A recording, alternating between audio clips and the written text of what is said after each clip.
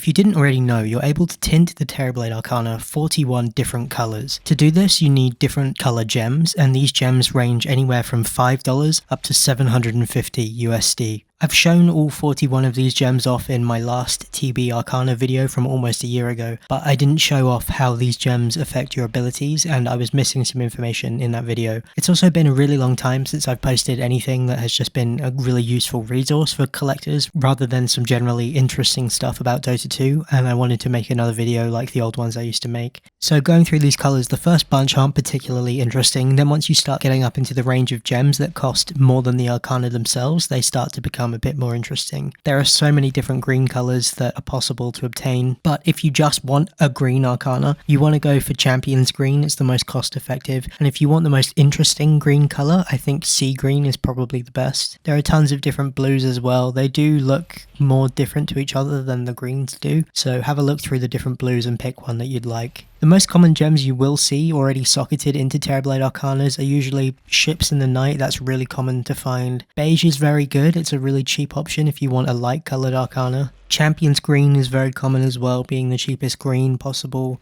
Rubiline is incredible in anything it's ever put into. But those high tier gems are becoming more and more difficult to obtain as the months go on. Some of these gems are hitting single digit supply. There are only a couple of gems that once you socket them into Terrorblade Arcanas are going to retain their value, so that when you sell the Arcana, you're going to get back both the value of the Arcana and the gem itself. There really aren't many of those gems that do that, but Creator's Light is one that you can sell very easily for the same price that you paid for it. Rubiline is another. Summer Warmth, typically you can get your money out of as well. And then I think Plushy Shag is another one that's quite a solid investment if you want to use it and still get your money out afterwards. I think other than those, maybe gold as well, but other than those, you're going to struggle to get your full value out of the items. Now, if you're curious why the top two gems are vastly different in price when they come from the same source, Pyroclastic Flow and Glacial Flow both have to kill a specific type of very rare baby Roshan. Those Roshans are worth about $700 US each, and you might notice that Glacial Flow is more expensive than Pyroclastic Flow. And the reason for that is because weirdly Pyroclastic Flow is actually more popular, so there is more of a supply for those gems, whereas